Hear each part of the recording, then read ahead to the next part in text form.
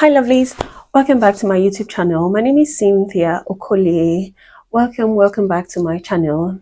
On today's video, I'll be sharing my personal idea on when I think it's safe and it's better for you to try again after you've had a miscarriage. So continue to watch this video and try to watch it to the end of this video so you'll get all the juicy facts from this video.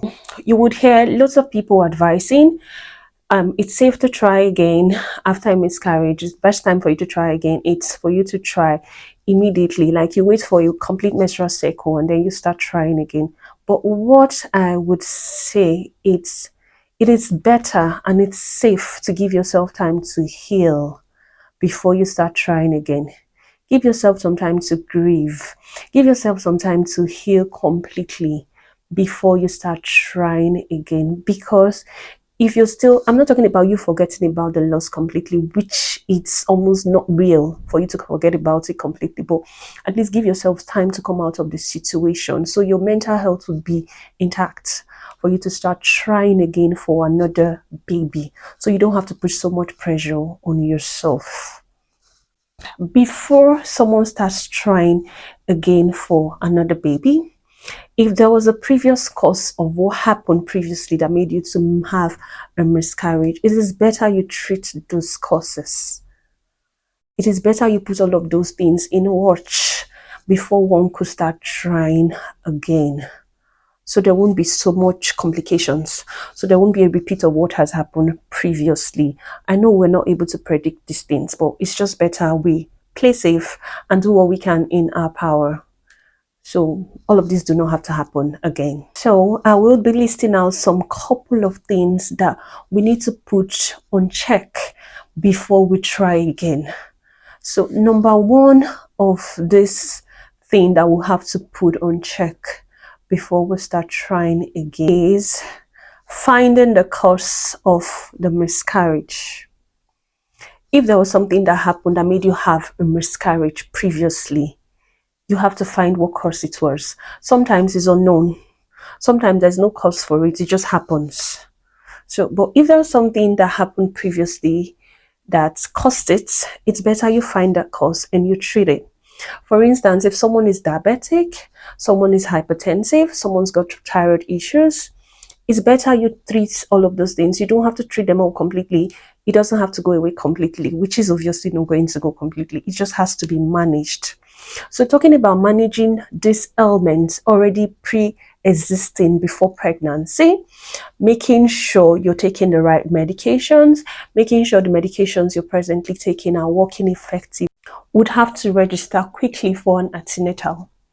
So when you do your antenatal registration early, the doctors will be able to assess you completely to make sure the present medications you're taking are effectively working, so there won't be any complications with the pregnancy.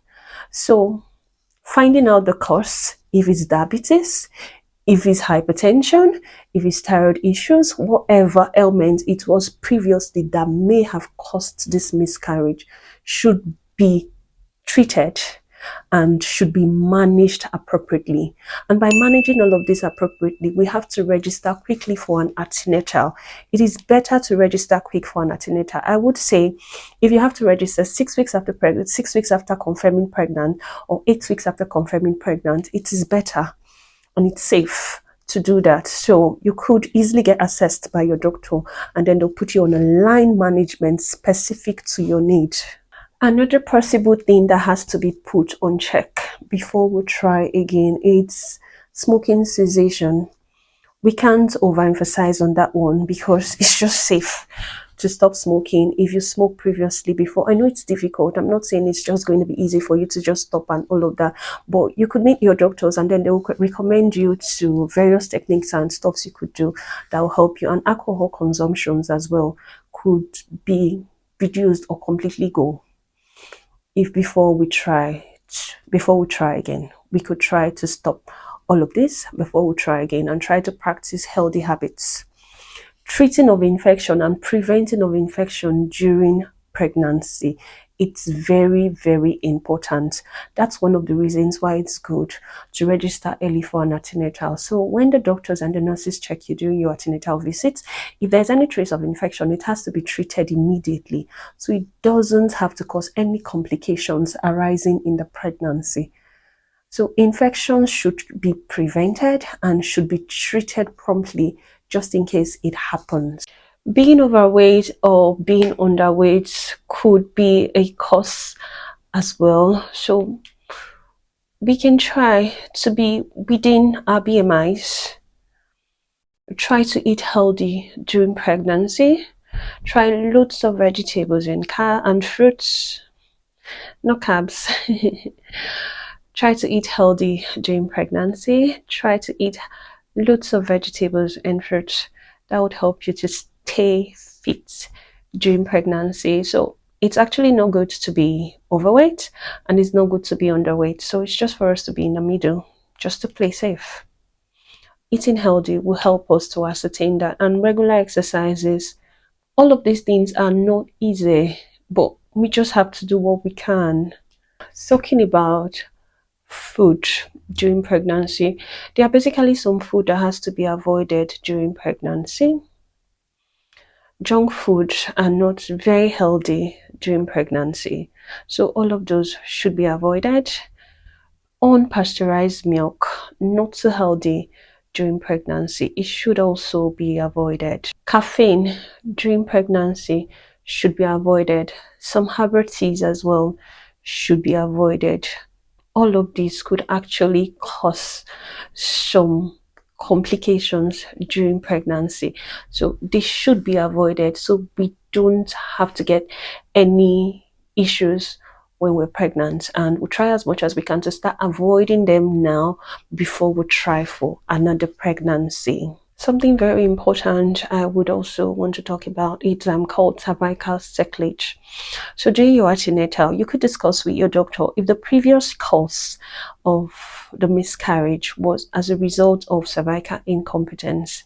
A circlage could be done early when you discuss with your doctor, and then that would help to keep the pregnancy intact until you're ready to deliver. It has to be taken up when you're almost due to deliver. So discussing with your doctor, it's very important. Registering early for an antenatal, it's very important.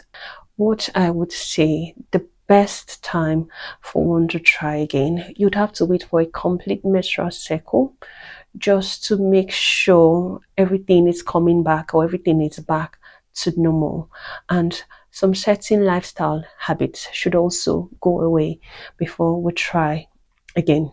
Whatever previous cause that made a miscarriage to happen should be treated or managed promptly. Early antenatal registration, it's very important and cannot be overemphasized.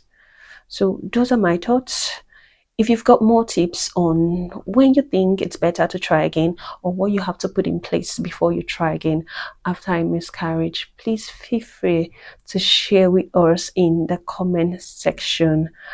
I would see you in my next video, and I wish you all the very best in this journey, and hopefully we'll get to hear good news from us all very soon. I love you all so much, and keep being safe until I see you in my next video. Bye.